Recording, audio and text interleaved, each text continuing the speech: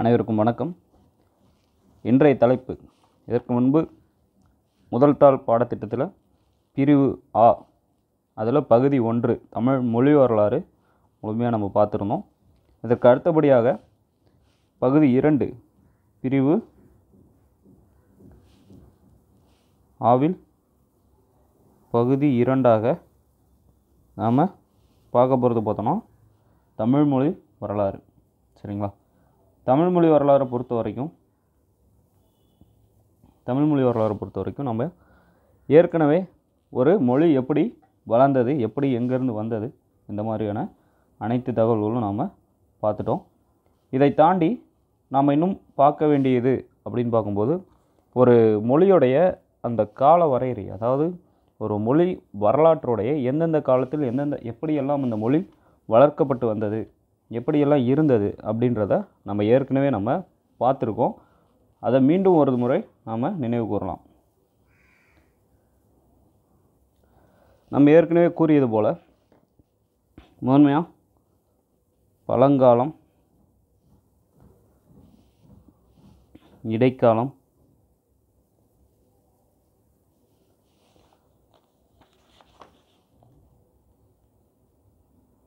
இக்காலம் அப்படின்னு சொல்லிட்டு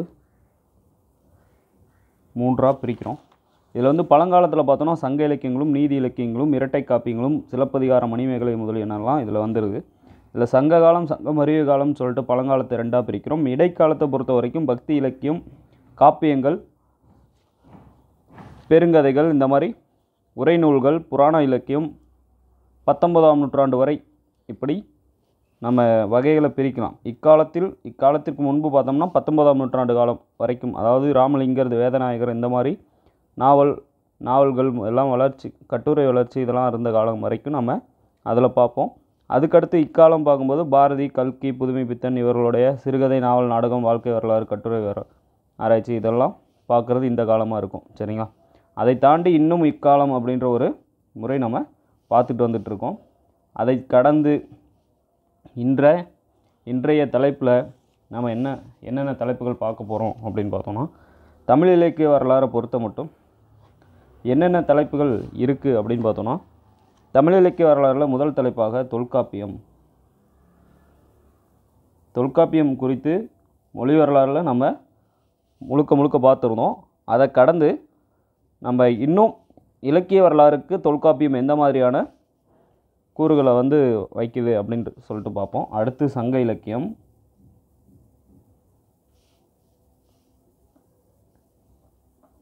அடுத்ததாக அகம்புறம் பாகுபாடு,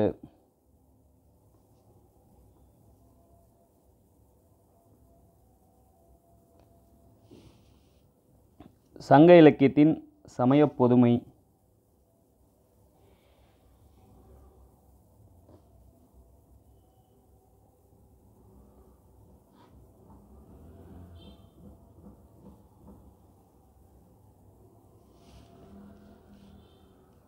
அற இலக்கியங்களின் வளர்ச்சி,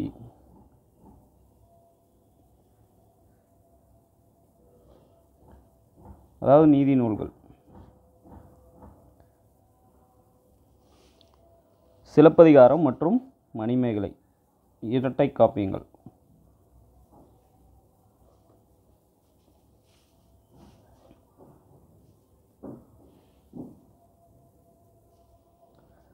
இந்த தலைப்புகளெல்லாம் நம்ம இப்போது ஒவ்வொரு தலைப்புகளாக நம்ம பார்க்க போகிறோம். இதற்கு முன்பாடி தமிழ் இலக்கியம் அப்படின்றது நம்ம என்ன அப்படின்றது பார்ப்போம். இதில் நமக்கு கேட்கப்பட்டுள்ள கேள்விகள் அப்படின்னு பார்த்தோன்னா,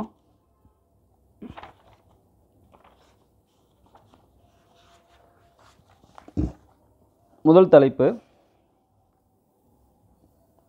தொல்காப்பியம் அப்படின்னு எடுத்துக்கிட்டோம் அப்படின்னா, தொல்காப்பியத்தில் கேட்கப்பட்டுள்ள கேள்விகள் பொதுவானதாக கூறும்போது தொல்காப்பியம் கூறும் தமிழ் நெடுங்கணக்கு முறை வைப்பு, இந்த மாதிரியான ஒரு கேள்வி இருக்குது. அதாவது எழுத்து அமைப்பு முறை எப்படி இருக்குது அப்படின்றது.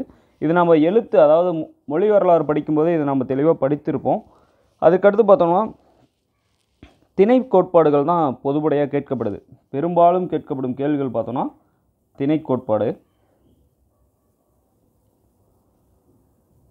கோட்பாடுகள் தான் கேட்கப்படுது. சரிங்களா? அதாவது அகத்திணை, புறத்திணை, அதாவது ஏதோ ஒரு முறை தொல்காப்பியம் எழுத்து சொல் பற்றிய கருத்துக்களை விவரி, அதாவது நூல் அமைப்பு எப்படி எழுத்து சொல் பற்றி தொல்காப்பியம் கூறுது அப்படின்றது நம்ம பார்க்க வேண்டியதாக இருக்கும்.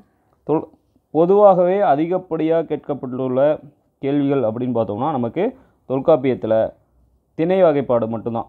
சரிங்களா? அதுக்கப்புறம் தொல்காப்பியம் சுட்டும் இலக்கிய வகைகள், உரைநடை வகைகள், தொல்காப்பிய பொருளதிகாரத்தின் அமைப்பு, தொல்காப்பியத்தின் அமைப்பு சிறப்பு, இந்த மாதிரியான கேள்விகள் தான் நமக்கு பொதுவாகவே வைக்கப்படுது. இதை நம்ம வந்து பொதுவாக பார்க்கணும்னா சங்க இலக்கியம் பார்த்துட்டு சங்க இலக்கியம் அப்படின்னு போகும்போது சங்க இலக்கிய தலைப்புகள் வரும்போது சங்க இலக்கியத்துக்கான நம்ம ஒரு முழுமையான விரிவான ஒரு தகவல்களை பார்ப்போம். இதில் இப்போ பார்த்தோன்னா தமிழ் இலக்கிய வரலாறு பார்த்துருக்கோம். சரிங்களா? தமிழ் இலக்கிய வரலாறு எப்படி தமிழ்மொழி வரலாறு எப்படியோ அதே போல் தமிழ் இலக்கிய வரலாறும் அதற்கான வரலாறு அதுவாக தான் இருக்கும். சரிங்களா? பெரிய ஒரு மாற்றங்கள் எதுவும் இல்லை. அதே போல் தமிழ் எப்படி ஒரு குடும்பமாக பிரிந்தது, எந்த மாதிரியான வந்து உறவு முறைகள் வந்து வடமொழிகளோடு வைத்திருந்தது, ஒரு சமஸ்கிருதம் மட்டுமே மொழியாக கருதிக்கிட்டு இருந்த உயர்ந்த மொழியாக கருதிக்கிட்டு இருந்த காலத்தில் வடமொழி தென்மொழி எப்படி இருந்தது, வடமொழியோட தொடர்பு எப்படி இருந்தது, நம்ம பிற நாட்டு தொடர்புகள், பிற டச்சுக்காரர்கள் போர்ச்சுகீசியர்கள் இவங்களாம் இவங்களுடைய தொடர்புகள் என்ன, இதையெல்லாம் நம்ம ஏற்கனவே பார்த்துருந்தோம். சரிங்களா? ஸோ அந்தந்த காலத்தில் அந்தந்த காலத்தில் எப்படியெல்லாம் மொழி வளர்ந்து வந்தது அப்படின்றதெல்லாம் பார்க்குறது தான் தமிழ் இலக்கியம். இதில் இலக்கியம் பொறுத்த வரைக்கும் ஏறக்குறைய 25 நூற்றாண்டு வரலாறு வந்து தமிழ் இலக்கியத்துக்கு உண்டுன்னு சொல்கிறாங்க. இதில் வந்து பார்த்தோன்னா தென்னிந்தியாவில் வந்து மற்ற திராவிட மொழிகளின் இலக்கியங்கள் கிபி 8ஆம் நூற்றாண்டுக்கு பிறகு தோன்றியவை. ஆனால் அதுக்கு முந்தைய 12 நூற்றாண்டு காலம் வந்து தமிழ் இலக்கியம் வந்து ஒரு கூட்டு குடும்பத்தில் முதல் குழந்தை போல் தனியே வளர்ந்து வந்தது. மிக பழமையான பாடல்களின் தொகுப்பாக சங்க இலக்கியத்தில் வேறு எந்த மொழிகள் குறித்த குறிப்பும் இல்லை. அன்றைய சேரநாடு தமிழகத்தின் ஒரு பகுதியாக இருந்திருக்கிறது. சங்க காலத்துக்கும் நூற்றாண்டுக்கு இடைப்பட்ட காலத்தில் சமஸ்கிருதம் கற்ற அறிஞர்கள் வந்து தமிழ்நாட்டில் அவங்களுடைய உறவு இருந்திருக்கு அப்படின்றத சொல்கிறாங்க. அதே போல் அதுவும் அந்த சமஸ்கிருதம் கற்றோருடைய உறவு எப்படி இருந்திருக்குன்னா கற்றோர் அளவில் தான் இருந்திருக்கு. ஆனால் இக்காலத்தில் வந்து தெய்வம், காரணம் இந்த மாதிரி நிறைய சொற்கள் வந்து பரவி கலந்துருக்கு அப்படின்றத சொல்கிறாங்க. அதே போல் அந்தந்த காலத்துக்கேற்ப அந்தந்த வகையில் ஒவ்வொரு பரிணாம வளர்ச்சி மொழியில் அடைஞ்சிட்டே தான் இருக்குது. அதே போல் தொல்காப்பியத்தில் பார்த்தோன்னா செய்யுள், இலக்கண வடிவங்கள்லாம் விரிவாகவே கூறப்பட்டிருக்கு அப்படின்னு சொல்கிறாங்க. இதில் வந்து தமிழ் இலக்கியம் தொடங்கின காலத்திலேயே கூட அகவல்பா, கலிப்பா, பரிபாடல் அப்படிங்கிற செய்யுள் வகைகள்லாம் வந்து செல்வாக்காக இருந்தது அப்படின்லாம் சொல்கிறாங்க. இதெல்லாம் வந்து ஓரளவு நமக்கு தமிழ் இலக்கியம் அப்படின்னா என்ன, தமிழ் இலக்கியம் எப்போ வந்தது அப்படின்றத தெரிஞ்சுக்கிறதுக்கு நமக்கு உதவிகரமாக இருக்கும். இதை நீங்கள் வாசிக்கும் போது நீங்கள் தெரிஞ்சுக்கலாம். இதை நம்ம உள்ளவும் பார்ப்போம். இதை நம்ம வந்து தொகுத்து நம்ம ஒவ்வொரு தலைப்பின் கீழும் உள்ளே போகும்போது நம்ம பார்ப்போம். இதில் வந்து பார்த்தோன்னா உரைநடை வளர்ச்சிகள்லாம் பார்க்குறோம். இது எப்படியெல்லாம் வந்திருக்கு அப்படின்றதெல்லாம் தமிழ் இலக்கிய வரலாறில் பார்க்க போகிறோம். இதை பொறுத்த வரைக்கும் தமிழ் உலகிலேயே மிக பழமையான மொழியில் வந்து தமிழ் மொழி ஒன்று. வட இந்திய மொழிகள் பலவற்றில் வந்து தென் திராவிட மொழிகளுக்கு வாக்கியமைப்பு முறையில் நிறைய ஒற்றுமை இருந்தாலும் கூட மிக பழங்காலத்தில் இருந்து வந்த ஒரு ஒருமைப்பாடு. தமிழ், தெலுங்கு, கன்னடம் ஆகிய 4 மொழிகளுக்கு நெடுங்காலமாக இலக்கிய வளர்ச்சி பெற்று வளர்ந்த மொழி தமிழ் மட்டும்தான்.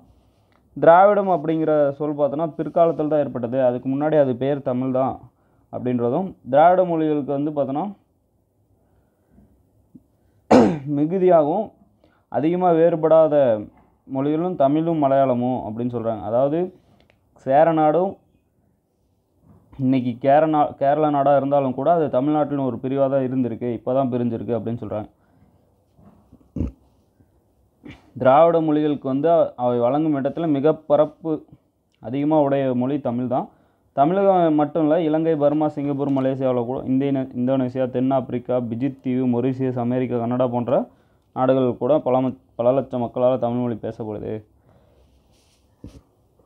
தமிழகம் மிக பழங்காலத்திலே கடல் வணிகத்திலும் உள்நாட்டு வணிகத்திலும் சிறப்பாக இருந்திருக்கு. அதே போல் தமிழ் மொழியில் மிக பழமையான நூல் தொல்காப்பியம். மிக பழைய தமிழ்நாட்டு கல்வெட்டுகள் பிராமி, வட்டெழுத்து, கிரந்தம் ஆகிய மொழிகள்லாம் இருந்திருக்கு. சரிங்களா? தமிழில் வந்து உரிச்சொல், பெயர்ச்சொல், வினைச்சொல், இடைச்சொல் என்ற 4 வகை சொற்கள் இருக்குது. தமிழ்மொழி பேச்சு வழக்கு எழுத்துக்கள்னு 2 நடையில் இருக்குது. தமிழ்நாட்டில் வட்டாரத்திற்கு வட்டாரம் தமிழ் வழக்கு வேறுபடுது. இதனை வட்டார வழக்குன்னு சொல்கிறோம்.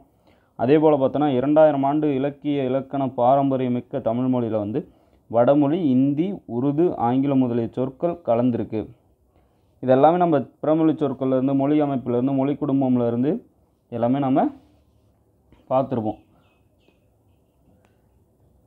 அதே போல் இந்த காலத்திற்கு ஏற்பன்னு சொன்னோம் இல்லையா, காலத்திற்கு ஏற்ப இந்த மொழி மாறுபடும் போது, அந்த மொழியோட கலப்பு ஏற்படும் போது அந்த கலந்து எழுதுறதை வந்து மணிப்பிரளவ நடைனும், அதை சில தமிழ் அறிஞர்கள் என்ன பண்ணியிருக்காங்கன்னா அதை வெறுத்தும் இருக்காங்க, அதை ஆதரித்தும் இருக்காங்க, வெறுத்தும் இருக்காங்க.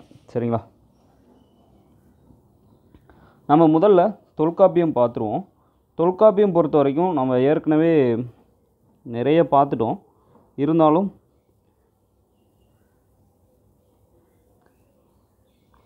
தொல்காப்பியம் பார்ப்போம். சரிங்களா? தொல்காப்பியம் பொறுத்த வரைக்கும் ஒரு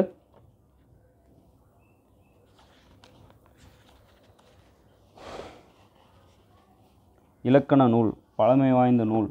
தொல்காப்பியம் என்றாலே ஒரு பழமை வாய்ந்த நூல், சங்க இலக்கியங்களுக்கு முற்பட்ட நூல்.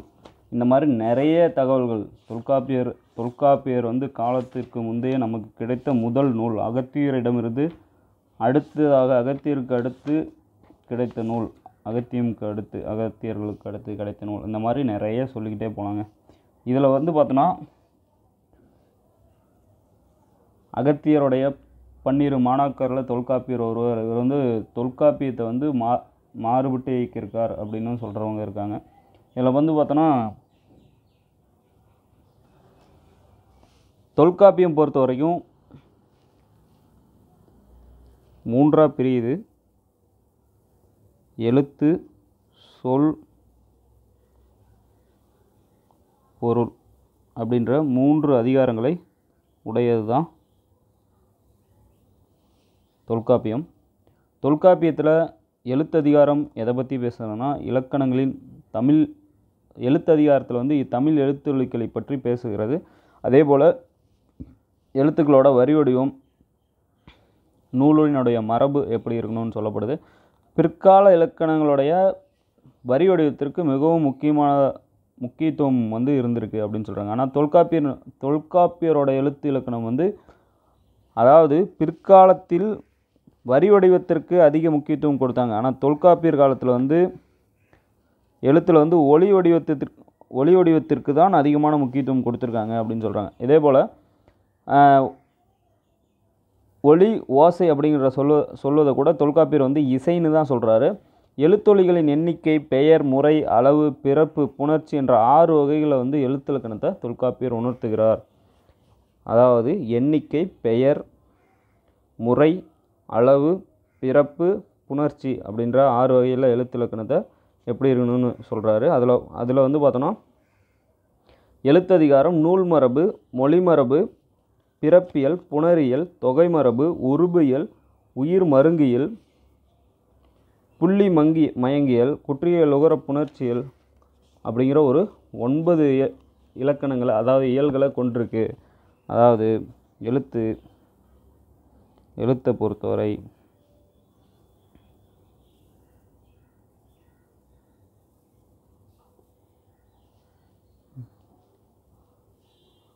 மூன்றாக பிரியுது.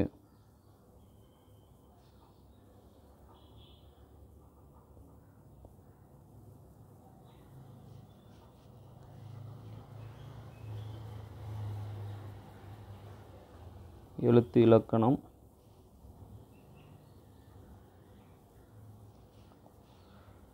பிறப்பு இலக்கணம்,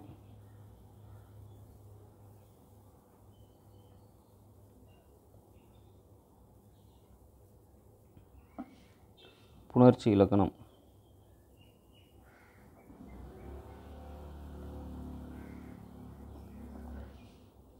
இந்த மாதிரி 3ஆக பிரியுது. இதில் வந்து பார்த்தோன்னா எழுத்திலக்கணத்துக்குள்ள ஒரு நூலினுடைய மரபும் மொழி மரபும் எப்படின்னு சொல்லப்படுது. அதாவது நூல் மரபு, மொழி மரபு, இது ரெண்டும் இதுக்குள்ளே அடங்குது. அதேபோல் பிறப்பு இலக்கணத்தில் ஒரு எழுத்து எப்படி பிறக்குது அப்படின்றது இதில் அடங்கும். பிறப்பியல். புணர்ச்சி இலக்கணத்தில் எப்படி வந்து இலக்கணம் சேருது அப்படின்றது இதில் சொல்லப்படுது. புணரியல். இது வந்து பார்த்தோன்னா புணரியல், தொகைமரபு, உருபியல், உயிர் மயங்கியல்,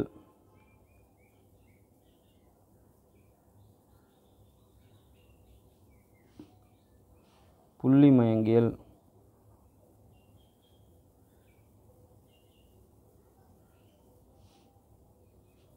குற்றியல் உகர புணரியல் அப்படின்னு சொல்லிட்டு மொத்தமாக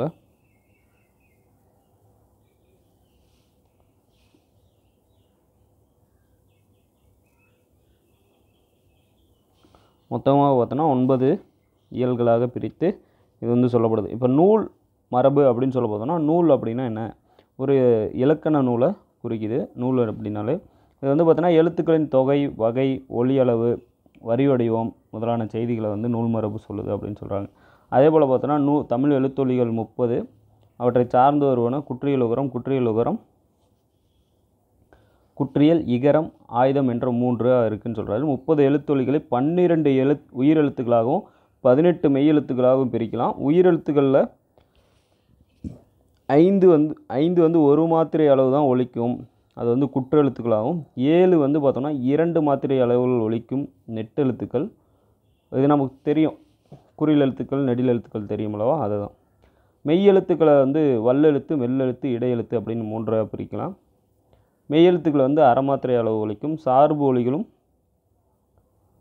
அதாவது சார்பெழுத்துக்கள் என்ற தொல்காப்பியர் வந்து சார்பெழுத்துக்கிற வார்த்தையை வந்து தொல்காப்பியர் வந்து கையாளலை, ஆனால் சார்பு ஒலிகள் அப்படின்ற ஒரு வார்த்தையை கையாளுறாரு. அதுக்கு பார்த்தோன்னா அரை மாத்திரை அளவும்.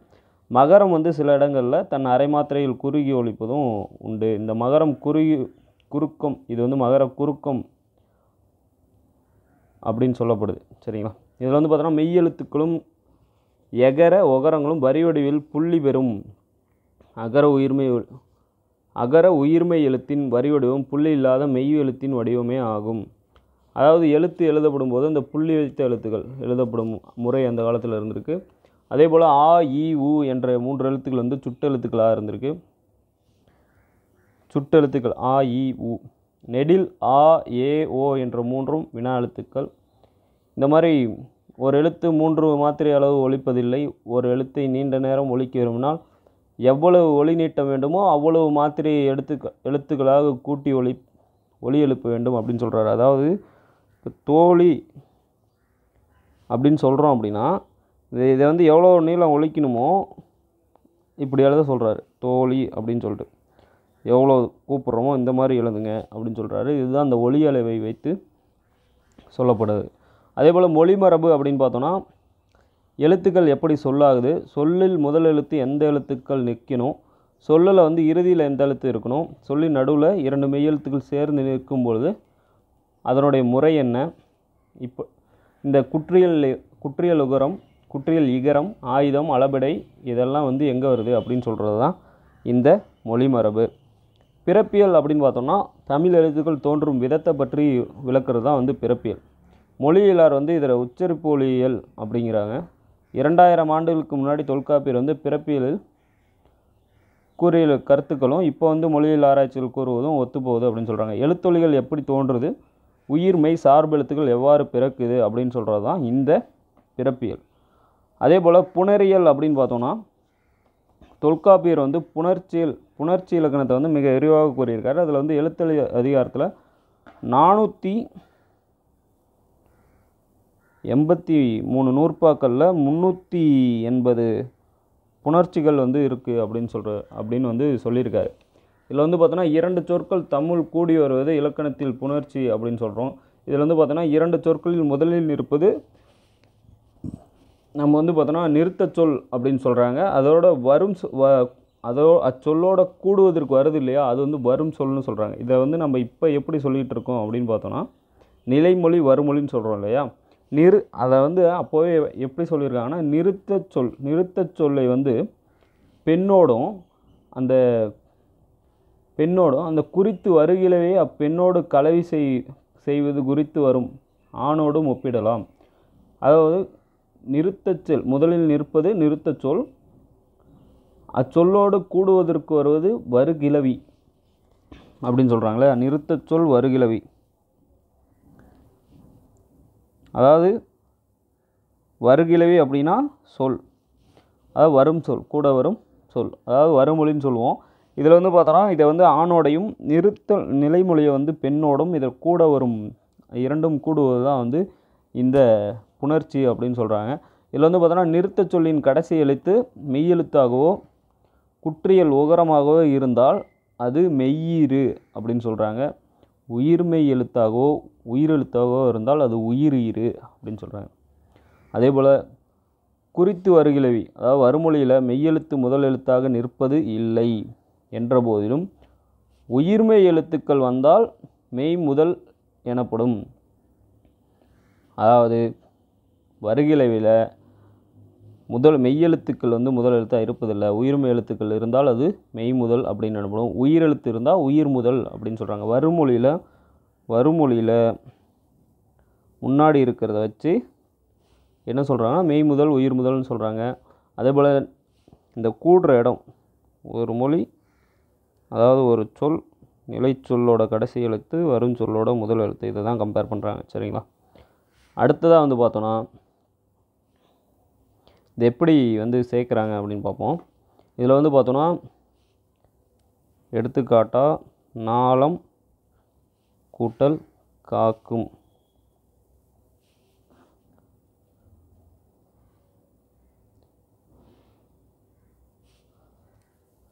ஞாலம் காக்கும்,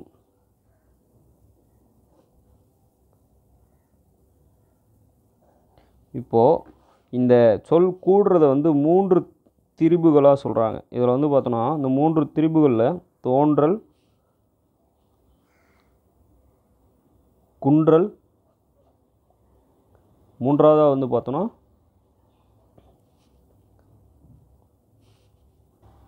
எந்தவித மாற்றமும் இல்லாமல் இருக்கலாம் அப்படின்னு சொல்கிறாங்க. இந்த 3ல் வந்து பார்த்தோம்னா நாளங்காக்கும் அப்படின்ற இடத்துல புதிதாக இந்த இங்கு என்ற எழுத்து வந்து பார்த்தோன்னா தோன்றியிருக்கு அப்படின்னு சொல்லலாம். இங்கு என்ற எழுத்து தோன்றியிருக்கு. அதே போல் கலிகலம் கூட்டல் மகளிர் அப்படின்னு சொல்லும்போது இந்த இடத்துல கலிகல மகளிர் அப்படின்னு சொல்லும்போது என்ன, இந்த லம் வந்து பார்த்தோன்னா குறைந்திருக்கு அப்படின்னு சொல்லலாம். அதே போல் குருதி பரப்பு அப்படின்ற இடத்துல புதுசாக ஒரு எழுத்து தோன்றியிருக்கு. சரிங்களா. ஒன்றும் இல்லை, ஒரு விஷயம் இதில் வந்து நம்ம நல்லா புரிஞ்சுக்கணும் அப்படின்னு பார்த்தோன்னா இந்த எழுத்து நாளம் ப்ளஸ் காக்கும் அப்படின்ற இடத்துல நாளம் காக்கும் அப்படின்றது ஒரு எழுத்து வந்து வேறொரு மெய்யாக திரியுது. சரிங்களா. ஞாலங்காக்குன்னு இது வந்து அடுத்ததாக வந்து பார்த்தோன்னா தோன்றல் அப்படின்னு பார்க்கும்போது குருதி பரப்பு அப்படின்னு எழுதுனா குருதி கூட்டல் பரப்பு அப்படின்னு எழுதும்போது குருதி பரப்பு குருதி பரப்புன்னு வருது. இதில் வந்து பார்த்தோன்னா ஏற்கனவே இருந்த ஒரு எழுத்து வந்து இங்கே தோன்றியிருக்கு. அடுத்ததாக வந்து பார்த்தோன்னா கலிகாலம் கூட்டல் மகளிர் அப்படின்னு சொல்லும்போது கலிகல மகளிர் அப்படின்னு சொல்கிறோம். அதாவது ஒரு எழுத்து வந்து திரியிறது, அடுத்து தோன்றுறது, மறையிறது, இந்த மூன்றையும் வந்து 3 மாற்றங்கள் இதில் இருக்குதுன்னு சொல்கிறாங்க. சரிங்களா. அதே போல் எந்தவித மாற்றமும் இல்லாமல் புணர்வதும் உண்டு. அது பார்த்தோன்னா உவமு கூட்டல் மதி உவமு மதி உவவு மதின்னு சொல்கிறாங்க. அதே போல் சாரியை புணர்ச்சி அப்படிங்கிற புணர்ச்சியும் தொல்காப்பியை கூறுறாரு. இதில் அத்து இன் அம்மு அப்படின்ற மரம் கூட்டலை மரத்தைன்னு எழுதுவோம். இதில் வந்து மரத்தை அப்படின்னு சொல்கிறது அந்த அத்து வருது. 10 கூட்டல் 1 11, 10 கூட்டல் இன் கூட்டல் 1ன்னு சொல்லுவோம். பனை கூட்டல் அம் கூட்டல் பனம்பழம்னு எழுதுவோம். இதெல்லாம் வந்து நமக்கு இதில் வருது பார்த்தோன்னா புணரியலில் வருது. சரிங்களா. அடுத்ததாக வந்து பார்த்தோன்னா இதிலேயே என்ன சொல்ல போனால் தொகை மரபு அப்படின்னு சொல்கிறாங்க. தொகை மரபு வந்து பார்த்தா 310 நூற்பாக்களில் விரிவாக சொல்லப்போகும் புணர்ச்சி விதிகளை தொகுத்து 30 நூற்பாக்களில் சொன்னதால் இந்த இயல் வந்து தொகை மரபு அப்படின்னு சொல்லியிருக்காங்க. அதே போல் உருபியல் அப்படிங்கும்போது வேற்றுமை உறுப்புகள் பெயர் சொல்லோடு புணர்வதை கூறும் இயல் தான் வந்து உருபியல் அப்படின்னு சொல்கிறாங்க. நம்ம ஏற்கனவே வேற்றுமை உறுப்புகள் பார்த்துருக்கோம். உயிர் மயங்கியல் அப்படின்னா உயிர் எழுத்தில் முடியும் சொற்கள் நிலைமொழியாய் நிற்கும்போது அவற்றின் முன் கசதப என்ற வல்லெழுத்துக்கள் தொடங்கும் சொற்களும் சிறுபான்மை மற்ற எழுத்துக்களில் தொடங்கும் சொற்களும் வந்து புணர்வது உயிர் மயங்கியலில் விரிவாக விளக்கப்படுது அப்படின்னு சொல்கிறாங்க. அதாவது மயங்குதல் அப்படின்னா கலத்தல் புணர்தல் அப்படின்னு பெயர். உயிரீர்கள் வந்து பெரும் புணர்ச்சி மாற்றங்கள் வந்து இந்த உயிர் மயங்கியலில் சொல்லியிருக்காங்க. உயிர் எழுத்தில் முடியும் போது ஏற்படுற நிலைமொழியாக நிற்கும்போது அதுக்கு முன்னாடி கசதப அப்படிங்கிற வல்லெழுத்துக்கள் தொடங்கும் சொற்கள் சேர்ந்து புணரும் போது என்ன வகையான மாற்றங்கள் ஏற்படும் அப்படின்னு சொல்கிறது உயிர் மயங்கியல். அதே போல் புள்ளி மயங்கியல் அப்படின்னு சொல்லும்போது புள்ளி மயங்கியல் பொறுத்த வரைக்கும் தமிழ் சொற்களோட கடைசியில் நிற்கும் மெய்யெழுத்துக்கள் ஆன புள்ளி மயங்கள், அதாவது ஞான நமன எரள வழல ஆகிய 11 வந்து பார்த்திங்கன்னா மெய்யெழுத்துக்கள். தமிழ் சொற்கள் கடைசியில் நிற்கும் மெய்யெழுத்துக்கள் இவை தான். மெய்யீற்று சொற்களின் புணர்ச்சி விகிதங்கள் இன்னு இந்து இன்னு இம்மு இன்னு ஈரு அப்படிங்கிற வரிசையில் சொல்லப்படுது அப்படின்னு சொல்கிறாங்க. ஒன்றும் இல்லைங்க, இதில் எப்படிலாம் வந்து புள்ளி மயங்கள் எப்படி இருக்குதுன்னு சொல்கிறாங்க. குற்றியல் உகர புணர்ச்சியில் குற்றியல் உகரம் நிலைமொழி ஈராக நிற்கும்போது நிகழும் புணர்ச்சி இந்த வகையில் சொல்லப்படுது. அதாவது புணரியல் தான் இது முழுக்க எப்படிலாம் புணருது அப்படின்றத நம்ம இந்த இதில் பார்க்குறோம் அப்படின்னு சொல்கிறாங்க. அடுத்ததாக வந்து பார்த்தோன்னா நமக்கு எழுத்து. அடுத்ததாக வந்து சொல் பொறுத்த வரைக்கும் எல்லா சொல்லும் பொருள் குறித்தனவே அப்படின்னு சொல்லி தொல்காப்பியர் சொல்கிறாரு. சொல் அப்படிங்கிறது வந்து பார்த்தோன்னா எழுத்தோடு புணர்ந்து பொருள் அறிவுறுக்கும் ஓசை அப்படின்னு சொல்லி இளம்பூரணார் சொல்கிறார். ஒரு குறிப்பிட்ட பொருளை தரும்போது அது ஒரு சொல்லாகிறது அப்படின்னு சொல்கிறாங்க. இதில் வந்து ஓரெழுத்து சொற்கள் நிறையவே இருக்குது. தனித்து நின்று பொருள் உணர்த்தும் சொற்கள் நிறைய இருக்குது. அதே போல் ஓரெழுத்து ஒரு மொழி அப்படின்னு இதை நம்ம சொல்கிறோம். அதே போல் கடல் ஒலி, சங்கொலி, இடியொலி அப்படிங்கிறதெல்லாம் இதில் வந்து ஒரு சொல்லாக வந்து சொல்ல மாட்டாங்க. முக்குதல், சீட்டி அடித்தல் இதெல்லாம் வந்து ஒரு சொல் அப்படிங்கிறது கிடையாது அப்படின்றதும் சொல்கிறாங்க. இதில் வந்து பார்த்தோன்னா தனியொரு சொல் வந்து ஒரு பொருளை உணர்த்தும் அப்படின்னாலும் கூட கேட்பவருக்கு அதிக பயன் இல்லை அப்படின்னு சொல்கிறாங்க. இதில் சாத்தன் என்ற தனிச்சொல் அப்பெயருடைய ஆளை குறிப்பிடும் அப்படின்னாலும் சாத்தன் வந்தான் அப்படிங்கிற சொல் தான் ஒரு பொருளோடு வருது அப்படின்றாங்க. சரிங்களா? ஸோ இது சொற்களின் இலக்கணத்தை வந்து முன்னாடியும் தனிச்சொற்களோட இலக்கணத்தை பின்னாடியும் வந்து தொல்காப்பியர் கூறுறாரு. இது வந்து பார்த்தோன்னா உரையாடலுக்கு பயன்படுபவை தொடர் சொற்களான வாக்கியங்கள் தான், தனிச்சொற்கள் அல்ல அப்படின்னு சொல்கிறாங்க. இதில் வந்து உரையாடலை தனிச்சொற்களாக பகுக்கலாம் என்றாலும் தனிச்சொற்கள் உரையாடல் ஆகாது அப்படின்னு சொல்கிறாங்க. இதனால் உரையாடலில் கையாளப்படுவதால் தான் தனிச்சொற்கள் பொருள் பெறுகின்றன. அதனால் தனியான சொற்கள் பெரிதாக இல்லைன்ற மாதிரியும் சொல்கிறாங்க. சரிங்களா? தனிச்சொற்கள் வாக்கியத்தில் இருந்தாலொழிய பயன்பட மாட்டாது. ஆனால் தொல்காப்பியர் வந்து தொடர்களில் இலக்கணத்தை ஆராய்ந்த பிறகு பெயர்ச்சொல், வினைச்சொல் அப்படிங்கிற தனிச்சொற்களின் இலக்கணத்தையும் ஆராயிறார்.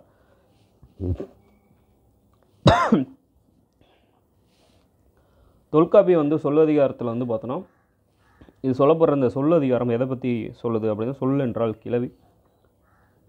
இந்த சொல் அதிகாரம் தொடர் இலக்கணம், தனிச்சொல் இலக்கணம், விடுபட்ட இலக்கணம்னு 3 இதழ்களாக பிரியுது அதிகாரங்களாக. இதில் வந்து பார்த்தோன்னா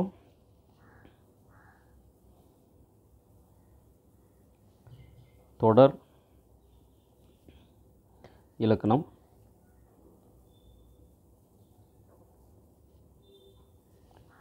தனிச்சொல் இலக்கணம்,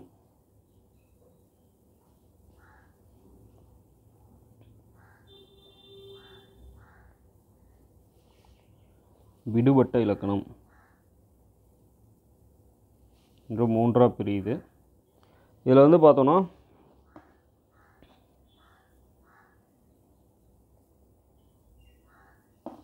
தொடர் இலக்கணத்தில் கிளவியாக்கம், வேற்றுமையியல்,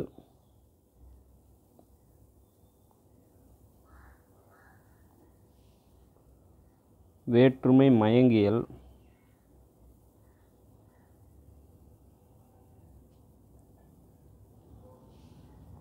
விளிமரபு அப்படின்னு 4 வகையாக இருக்குது. அதே போல் தனிச்சொல் இலக்கணம் பார்த்தோன்னா பெயரியல், வினையியல், இடையியல், உரியியல் அப்படி 4 இருக்குது. அதே போல் விடுபட்ட இலக்கணம்னு பார்த்தோன்னா எச்சவியல். இப்படி சொல் வந்து பார்த்தோன்னா 3 அதிகாரங்களாக பிரியுது. இதில் கிளவி என்ற சொல் வந்து தனிச்சொல்லை மட்டும் இல்லை, சொற்களான வாக்கியத்தையும் குறிப்பதாக சொல்கிறாங்க. இதில் வந்து கிளத்தப்படுவது கிளவி அப்படின்னு சொல்கிறாங்க. சரிங்களா? இதில் வந்து வாக்கியம் எப்படி உருவாகுது, பிழை இல்லாமல் எப்படி பேசுறது, எந்தெந்த இடங்களில் எந்தெந்த சொற்களை உபயோகிக்கிறது அப்படிங்கிறதெல்லாம் கிளவியாக்கத்தில் சொல்லப்படுது. வந்து பார்த்தோன்னா மக்களை சுட்டும் சொற்கள் உயர்திணை சொற்கள் அப்படின்னு சொல்கிறாங்க. இதெல்லாம் நம்ம ஏற்கனவே பார்த்துருக்கோம். உயர்திணை சொற்கள், அக்ரிணை சொற்கள் எங்கே சொல்லப்படுது, இதெல்லாம் வந்து நம்ம ஏற்கனவே பார்த்துருவோம். உயர்திணை சொற்கள் வந்து 3 வகைப்படுது. அதில் ஆண்மகனை குறிப்பிடும் சொற்கள் அடுவு அப்படின்னும், பெண்மகளை அறிவுதயும் சொற்கள் மகடுவு அறிசொல் அப்படின்னும், பலரை சுட்டும் சொற்கள் பல்லோர் அறிச்சொல் அப்படின்னு தொல்காப்பியர் கூறுறாரு. அக்ரிணை சொற்கள் வந்து பார்த்தோன்னா 2 வகைப்படுது. அதில் அக்ரிணை பொருள் ஏதாவது ஒன்று அறியறதுக்கு உதவும் சொல் வந்து ஒன்றறி சொல்லணும். அக்ரிணை பொருள் வந்து பலவற்றை குறிப்பிடும் சொல் வந்து பலவரி சொல் அப்படின்னு சொல்லிட்டு சொல்கிறாங்க. இதில் வந்து பார்த்தோன்னா ஆடு ஊ அப்படிங்கிற அரிசொல் இன் என்ற மெய்யெழுத்தில் முடியுது. அதனால் அது வந்து பார்த்தோன்னா அவன் வந்தான் இந்த மாதிரி. மகடுவு அரிசொல் அப்படிங்கும்போது இல் என்ற எழுத்தில் முடியுது. அவள் வந்தாள் அந்த மாதிரி. அரிசொல் இர் பா மார் அப்படிங்கிறது வந்து பார்த்தோன்னா அவர் வந்தார் என்ப. ஒன்றும் இல்லைங்க, ஒன்றன்பால் ஆண்பால் பெண்பால், ஒன்றன்பால் பலவின்பால் பலர்பால் பார்ப்போம் இல்லையா? இதில் ஒரு மாதிரியான இந்த வகைகள் அப்போவே இருந்திருக்குன்னு சொல்கிறாங்க. அதே போல் ஒன்றறி சொல் டூ ரூ டூ, அதாவது வந்தது, கூவிற்று, குண்டுக்கட்டு இந்த மாதிரியான வார்த்தைகள் வந்து ஒரு அக்ரிணை சொல்ல குறிக்க பயன்படுது. ஆ ஆ வா அப்படின்ற எழுத்துக்கள், உண்டன, உண்ணா, உண்குவ அந்த மாதிரியான வார்த்தைகள் வந்து அக்ரிணையை குறிக்க பயன்படுது. அதே போல் பன்மை சொல் எங்கெங்கெல்லாம் பயன்படுது, எப்படி ஒரு சொல் பயன்படுது அப்படின்றதெல்லாம் சொல்வது வந்து பார்த்தோன்னா மங்களம்மா, இடக்கரடக்கல்லா, அதே போல் குழு கிரியா இந்த மாதிரியான இதெல்லாம் வந்து எதில் பார்க்குறோன்னா கிளவியாக்கத்தில் பார்க்குறோம். சரிங்களா? அதே போல் வேற்றுமைகள் எதுக்கு அப்படின்னு பார்த்தோன்னா இலக்கணத்தில் வரும் வேற்றுமை என்ன அப்படின்றத வந்து தொல்காப்பியர் கூறலை. இருந்தாலும் கூட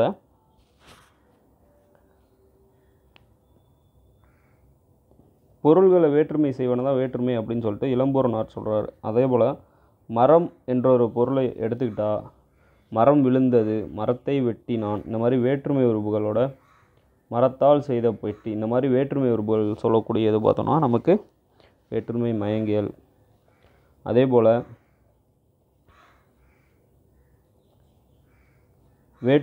விளிமரபு அப்படின்னு பார்க்கும்போது விழி அப்படின்ற ஒரு விஷயம் வந்து அதற்கு முன்னாடி தொல்காப்பியர் காலத்திற்கு முன்னாடி இல்லை. அதுக்கப்புறம் அதை தொல்காப்பியர் தான் வந்து 8ஆவதாக விழி அப்படின்ற ஒரு 8ஆம் வேற்றுமையை வந்து சொல்கிறாரு.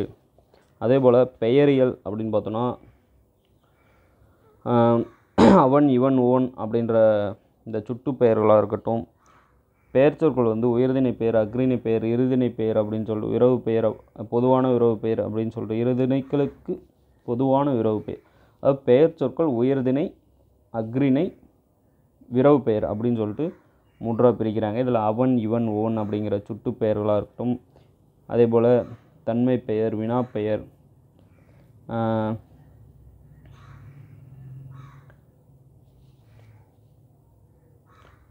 இந்த பெயர் வகைகள் குறித்து எப்படி சொல்லப்படுது அப்படின்றது நம்ம பெயர்களில் பார்க்குறோம். அக்ரிணை பெயர்கள், விரவு பெயர்கள், அக்ரிணை பெயர்களை எப்படி வந்து உபயோகிக்கிறோம், பல, பல்ல, உள்ள, இந்த மாதிரி விரவு பெயர்கள் இரு இதுக்கும் பொதுவான எதிர்நினைக்கும் உயர்திணைக்கும் உருவான பெயர்கள் எப்படி வந்து விரவு பெயர்களாக நம்ம உபயோகிக்கிறோம் அப்படின்றதெல்லாம் இந்த பெயரியலில் பார்க்குறோம். பெயரியல் பொறுத்த வரைக்கும் நமக்கு 3ஆக பிரியுதுன்னு கூட சொல்லலாம். சரிங்களா? உயர்திணை, அஃறிணை, விரவு.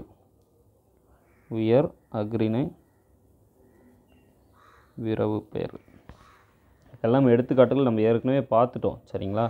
எது எந்தெந்த தலைப்புகள் இருக்குன்றதான் நம்ம இப்போ பார்த்துருக்கோம். வினையியல் பொறுத்த வரைக்கும் வினைச்சொல் ஒரு தொழிலை சுட்டி காட்டுறதுக்கு நம்ம எப்படி வந்து பயன்படுத்துகிறோம் அப்படின்றதான். வினைச்சொல்கள் வந்து வேற்றுமை சொற்களை வந்து ஏற்கிறதில்ல, காலத்தை வந்து தெரிவிக்கும் அப்படின்னு சொல்லிட்டு தொல்காப்பியரே சொல்லியிருக்காரு. அது வந்து கடந்த காலம், நிகழ்காலம், எதிர்காலம் அப்படின்ற 3 காலத்தையும் ஏற்று வரும். வினைச்சொற்கள் வந்து சில வந்து வெளிப்படையாக வந்து காலத்தை காட்டும் அப்படின்றது தெளிவாக சொல்கிறார். அதே போல்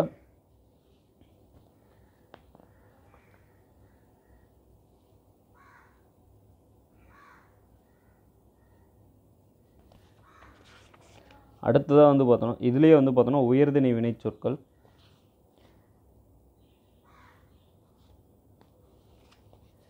அஃறிணை வினைச்சொற்கள், வந்தான், அஃறிணை பொறுத்த வரைக்கும் வந்தன, வரமாட்டான், ஏற்கனவே நம்ம பார்த்தது தான். விரவு வினைச்சொற்கள், அதாவது இரண்டுக்கும் பொதுவான வினைச்சொற்கள். இதே போல் எப்படி பெயருக்கு இருக்கோ அதே போல் வினைக்கும் இருக்குது அப்படின்றது தான். அதே போல் அடுத்து விரவு வினைச்சொற்களில் முன்னிலை வினைச்சொற்கள், வேங்கோல் வினைச்சொற்கள், யாம் வெல்க, தமிழ் வாழ்க, இந்த மாதிரி இல்லை என்ற சொல், வேறு அப்படிங்கிற அவன் இல்லை இவன் வேறு அப்படின்ற மாதிரி சொல், வினையஞ்சு கிளவி, இதெல்லாம் சொல்கிறது இதெல்லாம். அதே போல் செய்யும், செய்த, செய்மன இதெல்லாம் சொல்கிறாங்க. காலமயக்கம் அதெல்லாம் சொல்கிறது இதில் தான் வருது. குறிப்பு வினை அப்படின்றது. அதே போல் இடையியல் அப்படின்றது பார்த்தோன்னா பெயர் சொல்லோடும் வினைச்சொல்லோடும் சேர்ந்து வருவது இடைச்சொல். பெரும்பாலும் பெயர் சொல் வினைச்சொல் வந்து ஆகியவற்றுக்கு இடையில் வருவதால் இது வந்து இடைச்சொல் அப்படின்னு சொல்கிறாங்க. கொன் ஊர் துஞ்சினும் யாம் துஞ்சலமே அப்படின்னா பெருமையுடைய இந்த பேரூர் உறங்கினாலும் நான் உறங்கவில்லை அப்படின்னு சொல்கிற இந்த வாக்கியத்தில் இங்கு ஊர் என்ற பெயர் சொல் வந்து பார்த்தோன்னா முன் கொன் அப்படிங்கிற இடைச்சொல் வந்திருக்கு. அதாவது கொன் அப்படிங்கிற இங்கே பெயர் சொல்லுக்கு ஊருங்கிற பெயர் சொல்லுக்கு முன்னாடி கொன் அப்படிங்கிற இடைச்சொல் வந்திருக்கு. இதை வந்து தொல்காப்பியர் வந்து இடைச்சொல் வந்து முன்னும் பின்னும் மொழி அடுத்தும் வரும் அப்படின்னு சொல்கிறாங்க. 7 வகை இடைச்சொற்களில் இடையில் வருவன மிகச்சில தான். அதனால் வந்து இடையில் வருவதால் இடைச்சொல் என்ற காரணம் பொருத்தமாக இல்லை. ஸோ அதனால் வந்து பார்த்தோன்னா பெயர் சொல் வந்து வினைச்சொற்களின் இடமாக நின்று பொருள் உணர்த்தும் சொல் இடைச்சொல் அப்படின்னு சொல்கிறாங்க. வந்து இடைச்சொல்லோட 7 வகைகள்னு பார்த்தோன்னா தொல்காப்பியர் என்னென்ன கூறுறாருன்னா சாரிய இடைச்சொற்கள், வினைச்சொற்களில் காலம் காட்டும் இடைநிலை, வேற்றுமை உறுப்புகள், ஓம உறுப்புகள், அசைநிலையாக வருவன, குறிப்பால் பொருள் உணர்த்தும் சொற்கள், இந்த மாதிரி 7 இடையில் சொல்லிடுறாரு. அதாவது இடைச்சொற்கள் என்னென்ன அப்படின்றது. இதுக்கு நம்ம சாதாரணமாக இடையில்னு எழுதிட்டு இடைச்சொற்கள் என்னென்ன வருது அப்படின்றத எழுதினாலே தெளிவாக எழுதினாலே போதுமானது. அடுத்து உரியியல். உரிச்சொற்கள் அப்படின்னு வந்தோம். பெயர் சொல் வினைச்சொல் போல் உரிச்சொல்லும் தனிச்சொல் வகையாக வந்து தொல்காப்பியர்லாம் எடுக்கல. இது வந்து பார்த்தோன்னா நெறிபடாமல் குறைச்சொல்லாக உள்ள கிளவிகள் வந்து உரிச்சொல் அப்படின்னு சொல்கிறாங்க. முழு சொல்லின் தன்மையில் குறைந்த சொல் வந்து குறைச்சொல்னு சொல்கிறோம். அதே போல் இது வந்து பார்த்தோன்னா இந்த உரிச்சொற்கள் வந்து பார்த்தோன்னா பெயர் சொற்களுக்கும் வினைச்சொற்களுக்கும் உள்ள வேர் சொற்களாக தான் இது அமைந்திருக்கு அப்படின்னு சொல்கிறாங்க. உரிச்சொற்கள் வந்து ஓசையின் அடிப்படையிலும் குறிப்பின் அடிப்படையிலும் பண்பின் அடிப்படையிலும் தோன்றுறது அப்படின்னு சொல்கிறாங்க. இதில் வந்து பார்த்தோன்னா பெயர் சொல்லாகவும் வினைச்சொல்லாகவும் உருமாற்றமும் அடையுது. உரிச்சொல் பல பொருட்களை உணர்த்துகிறது. இதில் வந்து பார்த்தோன்னா பல உரிச்சொல்கள் ஒரு பொருளையும் உணர்த்துக்குது அப்படின்னு சொல்கிறாங்க. அதே போல் உரிச்சொற்கள் பலவற்றின் பொருள் தொல்காப்பியர் காலத்திலேயே விளங்காமல் போனதால் அதனால் வந்து 120 உரிச்சொற்களின் பொருளை உரியியலில் விளக்குறாரு. ஸோ இதில் நம்ம வந்து சால, உரு, தவ, நனி இந்த மாதிரியான வார்த்தைகள் உரிச்சொற்கள்னு சொல்கிறோம். நீங்குதல், அதாவது கடி என்ற ஒரு உரிச்சொல் 10 பொருள்களை தருது அப்படின்னு சொல்கிறாங்க. அதே போல் ஊர் கடிந்தார் அப்படின்னா நீங்கினார், கடிநுனி பகலி அப்படின்னா கூர்மையான முனை. கடிகா அப்படின்னா காவலை உடைய சோலை. இந்த இடத்துல புதுமை கடிமலர் அப்படின்னா புதுமலர். விரைவுனா கடுமான்னா விரைவாக ஓடுமான். கடும் பகல்னா நன்றாக ஒளி விளங்கும் பகல். இந்த மாதிரி வந்து பார்த்தோன்னா ஒரு சொல் வந்து 10 பொருளை கூட தருது அப்படின்றது சொல்கிறாங்க. அதே போல் எச்சவியல் என்ன சொல்கிறாங்க அப்படின்னா, சொல்லதிகாரத்தில் இருக்க முதல் 8 இயல்களை சொல்லாமல் விடுபட்ட மொத்த இலக்கணத்தையும் எச்சவியல் சொல்லுது. அதாவது விடுபட்ட எல்லாத்தையும் சொல்கிறது வந்து எச்சவியல். இதில் வந்து பார்த்தோன்னா எச்சம் என்றால் மிச்சம் அப்படின்றது வந்து பொருள். அதில் வந்து விடுபட்ட மிச்சம் மீதி எச்சம் அப்படின்னு சொல்கிறோம். இதில் வந்து எச்சவியல் வந்து பார்த்தோன்னா 4 வகை சொற்களும் 4 வகை பொருள்களும் 6 வகை தொகைகளும் அடுக்கு சொற்களும் இதெல்லாம் கொண்டு சில மரபு வகைகளும் எச்சவியலில் கூறப்படுது அப்படின்றாங்க. இதில் வந்து பார்த்தோன்னா சொல், பொருள், தொகை, அடுக்கு சொற்கள், வினை சொற்கள், எச்சம் இந்த மாதிரி மீதி இருக்கிறதெல்லாம் இதில் சொல்லியிருக்காங்க. இதில் சொல் வகைகள் பார்த்தோன்னா இயற் சொல், திரிச்சொல், திசைச்சொல், வடச்சொல்லாம் இந்த எச்சவியலில் வருது. அதில் பொருள் வகையில் சொல் வகையில் பொருள் வகையில் பார்த்தோன்னா நிரல், நிறை, கன்னம், அடிமறி, மொழிமாற்று வருது. தொகை பார்த்தோன்னா வேற்றுமை தொகை, ஓமை தொகை, வினைத்தொகை, பண்புத்தொகை, உம்மைத்தொகை, அன்மொழி தொகைகள்லாம் இதில் வருது. எச்சமில் வினை எச்சம், பெயர் எச்சம், பிரிநிலை எச்சம், எதிர்மறை எச்சம், குறிப்பெச்சம், இந்த மாதிரி ஒரு 10 எச்சங்கள் இதில் கூறப்படுது. ஸோ சொல் அப்படின்றதுக்கு நமக்கு தேவையானது, நமக்கு கேட்கப்படும் கேள்விகள் பொறுத்த வரைக்கும் நமக்கு இதில் ஒரு புரிதல் இருந்தாலே நம்மளால் விடையளிக்கக்கூடிய அளவில் தான் இருக்கும். இப்போது எழுத்து சொல் பார்த்துட்டோம். அடுத்ததாக முக்கியமான பகுதியாக நம்ம இதில் பார்க்கப்படுவது அப்படின்னு பார்த்தோன்னா பொருள் தான். இந்த பொருள் பார்த்தோன்னா ஏன் பொருள் முக்கியமான பகுதியாக பார்க்கப்படுது அப்படின்னு பார்த்தோன்னா, நமக்கு தொடர்ந்து கேள்விகள் இங்கிருந்து தான் கேட்கப்படுது. பொருளதிகாரம் பொறுத்த வரைக்கும் மிகவும் முக்கியமான பகுதியாக நம்ம அறியப்படுறதுக்கு காரணங்கள் தொடர்ந்து அகத்திணை புறத்திணைகள் வந்து இதிலிருந்து தான் கேட்கப்படுது. பொருளதிகாரம்தான் சங்க இலக்கியங்களுக்கு முன்னோடியாக ஒரு இயலை பிரிப்பதற்கு அகமா புறமா என்று பிரிப்பதற்கும் அகத்தில் களவா கற்பா என்று பிரிப்பதற்கும் முன்னோடியாக விளங்குவது நமக்கு பொருளதிகாரம்தான். இந்த பொருளதிகாரம் பொறுத்தவரை எப்படி பிரிக்கப்படுகிறது அப்படின்னு பார்த்தோன்னா இரண்டாக பிரிக்கப்படுது. பாடலின் பொருள் அப்படின்னும் பாடலின் வடிவம் அப்படின்னும் ரெண்டாக பிரிக்கப்படுது. இல்லை பாடலின் பொருள் அப்படின்றது வந்து பார்த்தோன்னா அகம் புறம் அப்படின்னு ரெண்டாக பிரிக்கப்படுது. அதாவது இதில் அகத்திணை இயல் அப்படின்னு எடுத்தோம்னா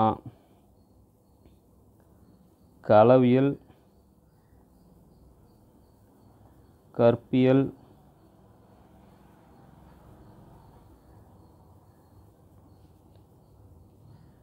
பொருளியல்,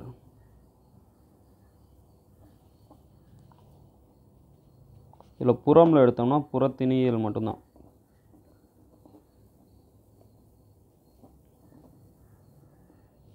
இதில் பார்த்தோன்னா அடுத்ததாக பாடலின் வடிவம் பார்த்தோன்னா மெய்ப்பாட்டியல், உவமையியல், செய்யுள் இயல்,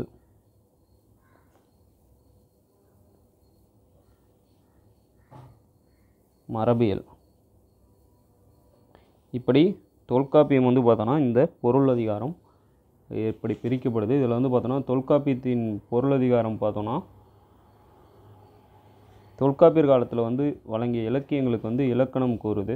இதில் வந்து பார்த்தோன்னா 10 பாட்டிலும் 8 தொகையிலும் வர பல பாடல்களின் தொடர்களையும் கருத்துக்களையும் தொல்காப்பிய நூற்பாக்கள் கையாளுவதால் இந்த சங்ககால இலக்கியங்கள் தொல்காப்பியம் சங்ககால இலக்கியங்களுக்கே தொல்காப்பியம் தான் இலக்கணம் கூறுது அப்படின்றது நமக்கு தெளிவாகவே தெரியும் ஏற்கனவே. இதில் வந்து பார்த்தோன்னா சங்க இலக்கியத்தில் வந்து ஒரு 2389 பாடல்கள் மட்டும் இல்லை, இந்த கிறிஸ்து அப்தத்திற்கு முன்னாடி 6 நூற்றாண்டு கால இடைவெளியில் ஆயிரக்கணக்கான புலவர்கள் இயற்றிய 100,000 கணக்கான பாடல்களும் பிறவும் கொண்டது தான் வந்து சங்க இலக்கியம் அப்படின்னு சொல்கிறோம். இந்த சங்க இலக்கியங்களுக்கே ஒரு இலக்கணங்கள் கொடுத்தது இந்த இந்த தொல்காப்பியம் தான். இதில் வந்து பார்த்தோன்னா இதெல்லாம் நமக்கு ஆராய்ந்து நமக்கு வந்து ஒரு இலக்கணத்தை நமக்கு கொடுத்துருக்காரு.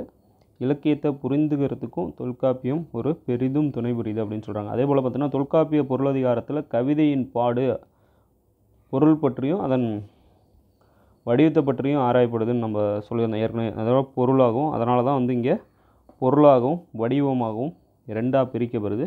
அதில் பாடுபொருள் என்பது கவிதையில் கூறப்படும் கருத்து. அந்த கருத்து எவ்வாறு கூறப்படுகிறது அப்படிங்கிறது வடிவம். சரிங்களா? பாடுபொருள்ன்றது கருத்தாகவும், அது எவ்வாறு கூறப்படுகிறது வடிவமாகவும் சொல்லப்படுது. பொருளாதாரத்தில் முதல் 5 இயல்கள் வந்து இலக்கியத்தில் பாடப்படும் பொருள்கள் பற்றியும், பின்னாடி இருக்க 4 வந்து பார்த்தோன்னா எந்தெந்த வடிவத்தில் இருக்குது அப்படின்றத பற்றியும் சொல்லுது அப்படின்றத நமக்கு சொல்கிறாங்க. இதில் வந்து பார்த்தோன்னா அகத்திணையல் பொறுத்த வரைக்கும் கவிதையில் வந்து பாடப்படும் பொருளை வந்து ரெண்டாக பிரிக்கிறாங்க இல்லையா? அதை வந்து அகப்பொருளை, அதாவது அகம் என்றாலே நமக்கு எப்படி பிரிக்கிறாங்க அப்படின்னு பார்ப்போம். ஃபஸ்ட்டு அகத்திணை என்று ஒரு இல்லற வாழ்வியலை குறிப்பது, காதலை பற்றி குறிப்பது அப்படின்னு நமக்கு நல்லா தெரியும். இதில் வந்து பார்த்தோன்னா அகப்பொருளை வந்து 7 திணைகளாக பிரிக்கிறாங்க. கைக்கிளை, குறிஞ்சி, முல்லை, மருதம், நெய்தல், பாலை, பெருந்திணை அப்படின்றது. கைக்கிளை அப்படின்றது ஒருதலை காதலாகவும், பெருந்திணை என்பது தகாத காதலாகவும், இடையில் இருக்க 5 வந்து உள்ளம் ஒன்றுபட்ட காதலர்களிடையே நிகழும் ஒரு காதல் ஒழுக்கமாக சொல்லப்படுது. இதில் வந்து பார்த்தோன்னா அதனால தான் இதனை குறிஞ்சி, முல்லை, மருதம், நெய்தல், பாலையை வந்து அன்பின் 5 அப்படின்னு சொல்கிறாங்க. இதில் வந்து பார்த்தோன்னா குறிஞ்சித்திணை வந்து காதலர்கள் ஒன்று சேர்வதையும்,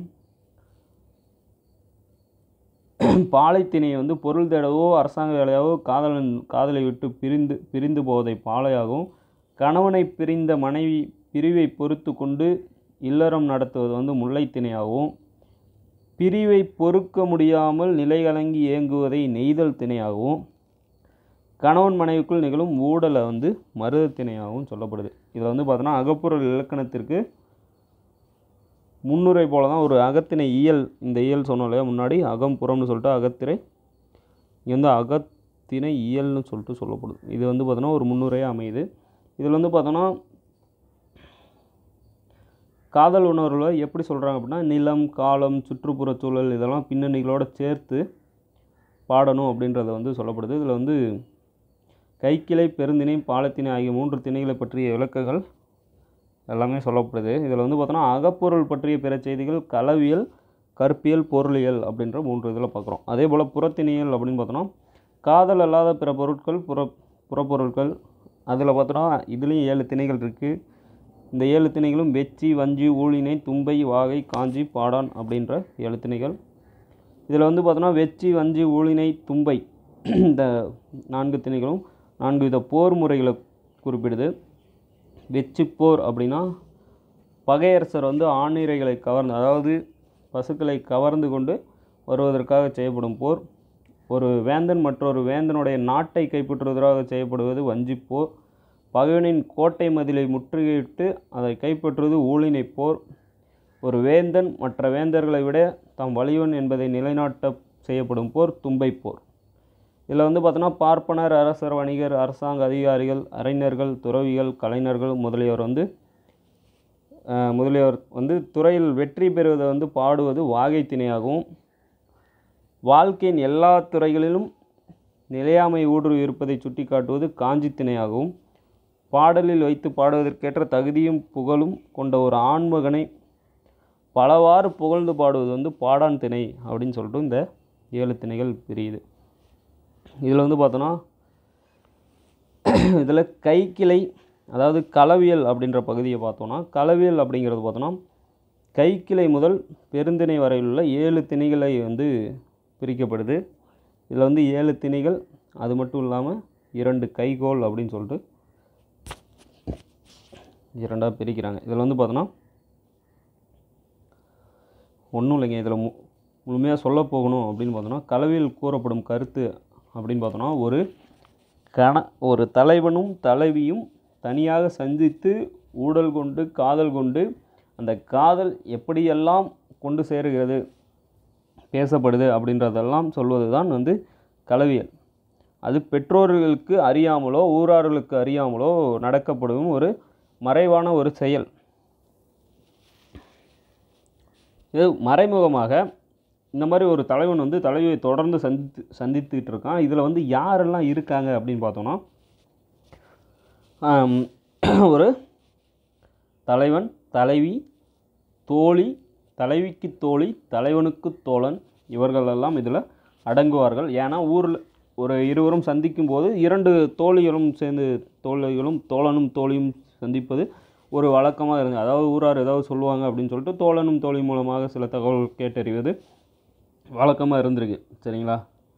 இந்த காதல் வந்து பார்த்தோன்னா, இந்த காதலை சந்திக்காத நிலைமையில் வந்து காதலி வருத்தம் உறுகிறாள். இதனை வந்து தாய் கவலைப்படுறா. இந்த தாய்க்கு வந்து அதுக்கான உண்மையை வந்து தோழி தான் கூறுறா. ஏன்னா வந்து இதில் வந்து பார்த்தோன்னா சிலர் என்ன பண்ணுறாங்க, இந்த மாதிரியான செயல்கள்லாம் வந்து இதில் நம்ம குறுந்தொகையில் நம்ம ஏற்கனவே பார்த்துருப்போம்.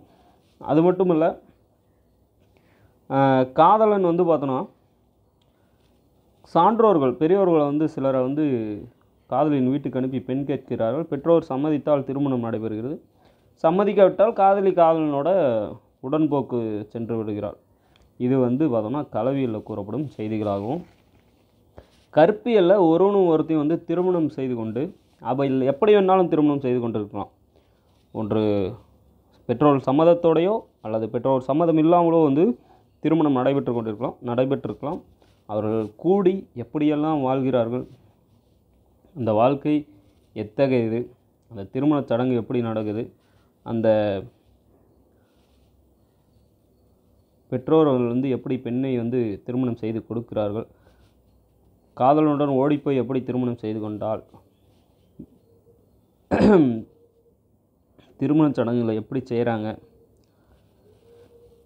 இதை வந்து பார்த்தோன்னா வயது முதிர்ந்த பெண்கள் வந்து தலையில் குடமும் கையில் தட்டும் ஏந்தி வந்து திருமணச் சடங்குகள் செய்திருக்காங்க. புதல்வரை பெற்ற 4 பெண்கள் வந்து பார்த்தோன்னா மலரோடு நெல்லை மணப்பெண்ணின் கூந்தலில் சூட்டி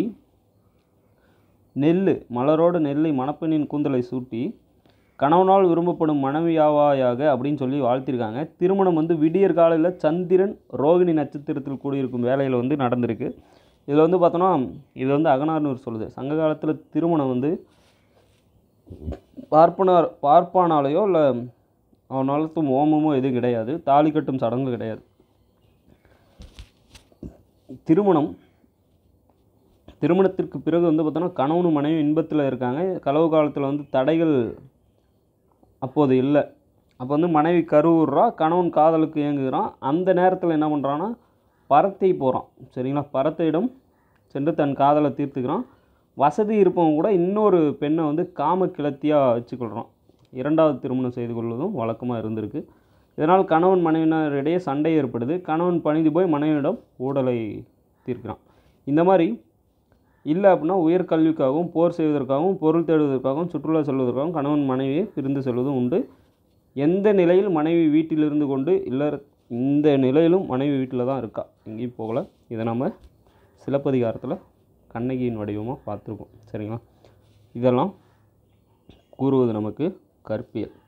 அதே போல் பொருளியல் பார்த்தோன்னா அகப்பொருளின் ஒளிபியல் அப்படின்னு சொல்கிறாங்க. அகத்தினியல், களவியல், கற்பியல் ஆகியவற்றால் கூறாமல் இடப்பட்ட அகப்பொருள் செய்திகளை வந்து பொருளியலில் காணலாம். இதில் வந்து பார்த்தோன்னா தலைவன், தலைவி, தோழி, வளர்ப்பு தாய், பெற்ற தாய் ஆகிய அகத்திணை மாந்தர்களோட பண்புகளும், சொல்ல வேண்டியதை வெளிப்படையாக சொல்லாமல் குறிப்பாக தெரிவிப்பதற்கு பயன்படும் இறைச்சி, உள்ளுரை முதலிய அணிகளும், ஒப்பு, உருபு, வெறுப்பு, அழகு, நாணம், வெட்கை போன்ற சுட்டிக்காட்ட முடியாத பொருட்களை பற்றியும், பேசாத வண்டு, மனம் முதலியையும் பேசுவது போல இருப்பதெல்லாம் இந்த பொருளியலில், அதாவது 2லையும் விடுபட்டதை 3வதாக கூறுவது வந்து பொருளியல் அப்படின்னு சொல்கிறாங்க. சரிங்களா? இதில் வந்து பார்த்தோன்னா அடுத்ததாக நம்ம புறத்திணையில் நம்ம பார்த்துருவோம். போர் பற்றிய முழுமையாக கூறுவது. இதில் வந்து பார்த்தோன்னா இதில் புறத்திணையில் வகைகள் இல்லை. இதில் வந்து பாடலின் வடிவம் அப்படின்னு சொல்கிறோம் இல்லையா, அதில் வந்து பார்த்தோன்னா மெய்ப்பாட்டியல்னு சொல்கிறாங்க. மெய்ப்பாட்டியல் பொறுத்த வரைக்கும் உள்ளத்து உணர்ச்சிகள் பல விதங்களில் உடலில் புலனாவது உண்டு. அதுபோல் வந்து சிரித்தல், கண்ணீர் விடுதல், உடல் நடுங்குதல், கண் சிவத்தல், இந்த மாதிரியான சோகம், அச்சம், கோபம் இதெல்லாம் உணர்ச்சிகள்லாம் வருது இல்லையா. அதேபோல் மெய்யினா உடல், பாடுனா பாடுனா, இதையெல்லாம் எப்படி பாடுகிறார்கள் அப்படின்றத ஒரு வகைப்படுத்துவது தான் மெய்ப்பாட்டியலாக சொல்லப்படுது. அதேபோல் உவம இயல் அப்படின்னு சொல்லும்போது ஒரு பொருளை மற்ற பொருளோடு எப்படி உவமிப்பது, ஓமம் அப்படின்னு சொல்கிறாங்க. சரிங்களா. அதாவது ஓமை எப்படி ஓமை இருக்கணும் அப்படின்றத சொல்கிறது வந்து ஓமையலாகும். செய்யுளியலில் கவிதை எவ்வாறு எழுதுறது அப்படின்றத சொல்கிறது செய்யுளியலாகவும் இருந்து வருது. இதில் வந்து பார்த்தோன்னா ஒரு செய்யுளில் வந்து அசை, சீர், தலை, அடி, தொடை, பாவினம் அப்படின்னு சொல்லிட்டு பலவாறு பிரிக்கிறாங்க. அந்த கவிதை வந்து எப்படியெல்லாம் எழுதப்படணும் அப்படின்றது சொல்கிறது இந்த இயலாக இருக்குது. அடுத்து வந்து பார்த்தோன்னா மரபு அப்படின்னு பார்த்தோன்னா காலத்திற்கேற்ப சொல்லையும் பொருளையும் எப்படி கையாண்டு அது வந்து இன்றைய காலத்துக்கும் அன்றைய காலத்துக்கும் எப்படி மரபோடு தொன்று தொட்டு வருது அப்படின்றத சொல்கிறது மரபியலாக இருக்குங்க. ஸோ ஒரு தொல்காப்பியம் அப்படின்ற ஒரு நம்மளுடைய பழமையான இலக்கண நூலோட ஒரு சுருக்கமான வடிவமைப்பும் ஒரு தெளிவும் நமக்கு இப்போ ஒரு ஸ்ட்ரக்சர் கட்டமைப்பு நமக்கு கிடைச்சிருக்கும். இல்லை நம்ம வந்து பொருளதிகாரத்தில் அகத்தினையும் புறத்தினையும் எப்படி வந்து பிரிக்கிறாங்க, அதில் எந்த மாதிரியான பிரிவுகள், திணை பிரிவுகள் எப்படி ஒத்து போகுது, அதில் வேறுபாடுனா ஒற்றுமை என்னன்னு பார்த்தோம்னா இந்த தொல்காப்பியம் பகுதி நிறைவுற்றது. இதில் வந்து பார்த்தோன்னா அகத்திணையல் அப்படின்னு பார்க்கும்போது நமக்கு இந்த கடைசியாக பார்த்தோம் மரபியல் இருக்கு இல்லையா, இது அகம் புறம் ரெண்டையுமே இருக்குது உரைக்கிறது அப்படின்னு சொல்கிறாங்க. இதில் நம்ம இன்ன வரைக்கும் பார்த்தது தான் நம்ம இதில் வந்து பார்த்தோன்னா என்னன்னு சொல்லப்படுது. இதில் வந்து பார்த்தோன்னா திணைகள் பார்க்கணும் இல்லையா. இந்த திணைகள் பொறுத்த வரைக்கும் பார்த்தோன்னா எப்படி வந்து சொல்லப்படுது அப்படின்னு பார்ப்போம். இதில் வந்து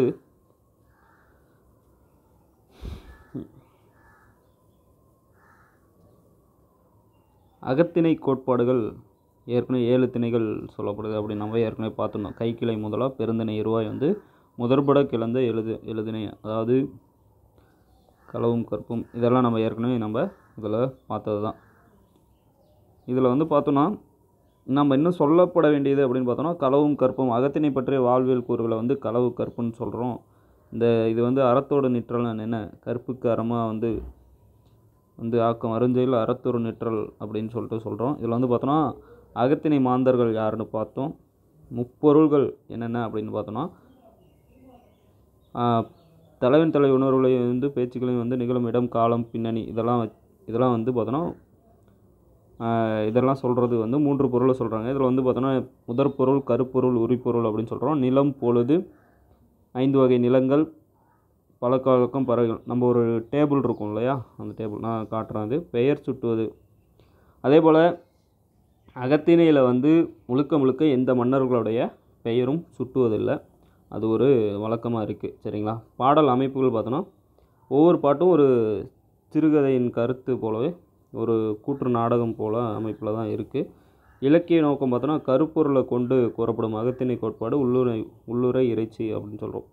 பார்த்தோன்னா உரிப்பொருள் உணர்த்த கருப்பொருளை பயன்படுத்தி பாடலை இயக்குறாங்க. புலவன் பாடுகின்ற புலவன் வந்து பார்த்தோன்னா முதல், கரு, உரி அப்படின்ற முப்பொருளையும் வைத்து தான் பாடுறோம். இதெல்லாம் வந்து பார்த்திங்கன்னா இறைச்சி இந்த பாடல் அமைப்பு அப்படின்றது.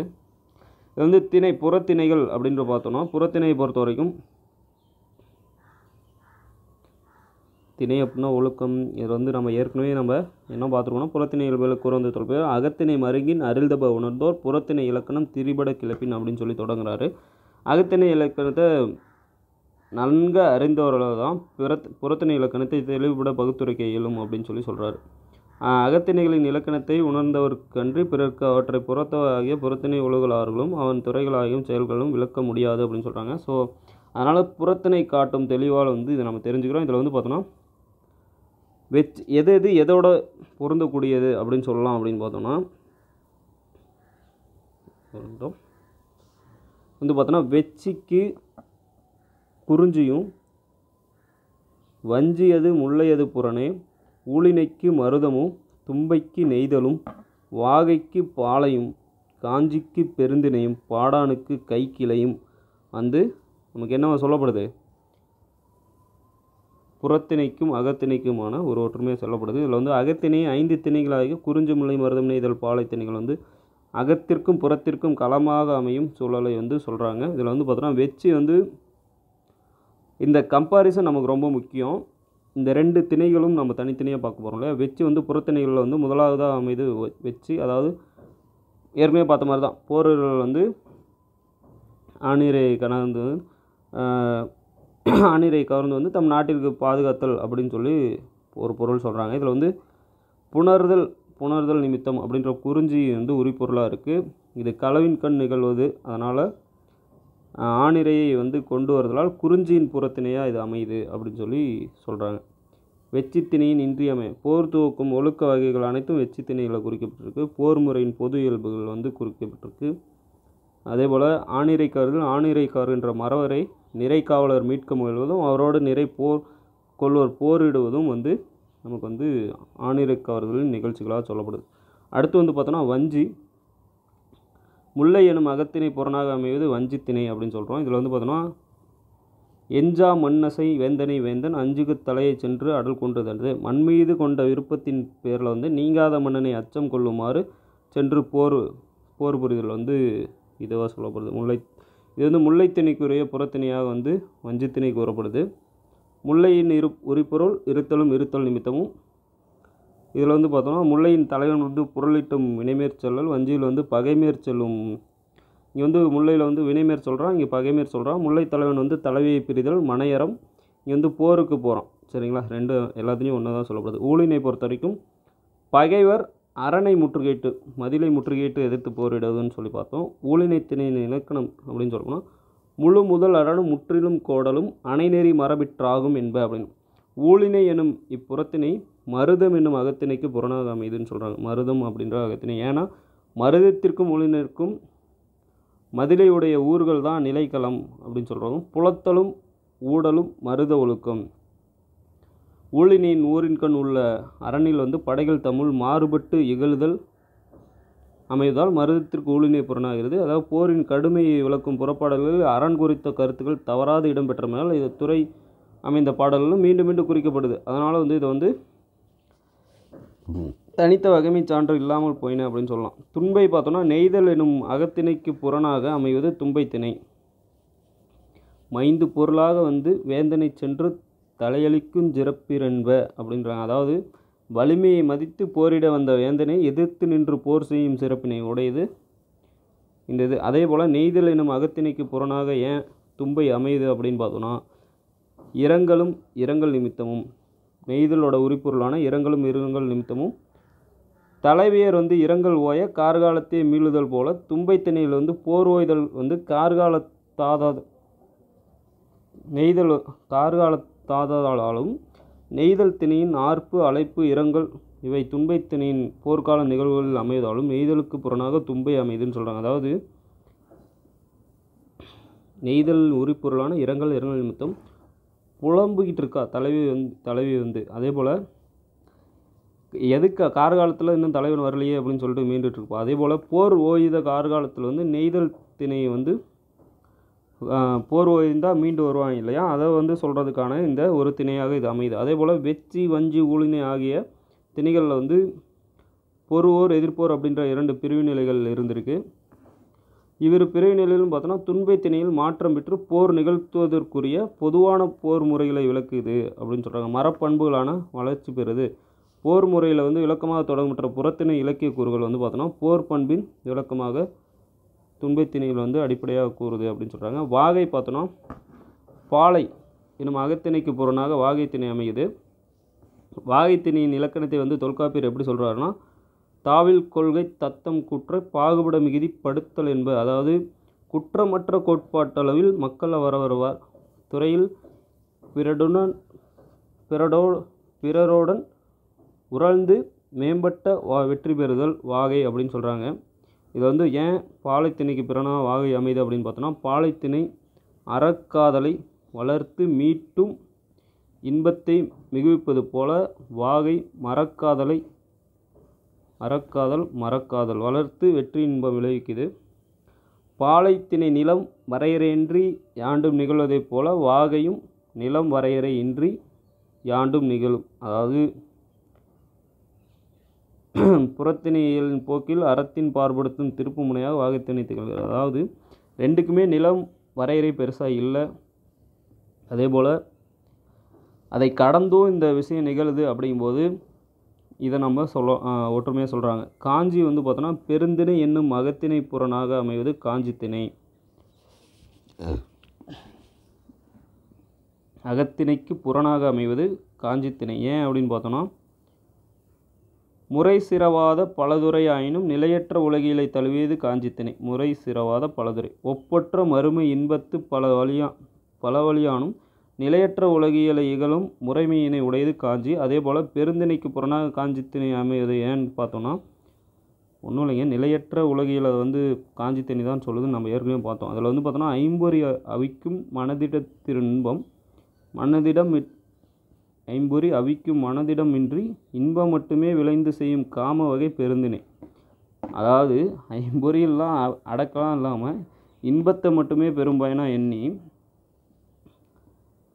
அதை மட்டுமே செய்வது, காமத்தை மட்டுமே செய்வது பெருந்திணையாக வந்து அமையுது அப்படின்னு சொல்கிறாங்க. அதை வந்து பார்த்தோன்னா, முயற்சி மேற்கொள்ளும் உரமின்றி நிலையாமை சொல்லி நெஞ்சு அழிய மடிவதே காஞ்சி ஆவதாலும் பெருந்திணை காஞ்சி இவ்விரண்டிற்கும் இடம் பொழுது இரண்டும் வரையறை கிடையாது அப்படின்றதுனாலும் காஞ்சி அதுலேயும் நிலை இல்லை, இதுலேயும் ஐம்பொறி மனம் ஒன்று நிலையாக இல்லை அப்படின்றத வந்து சொல்கிறது தான் இந்த பெருந்திணை.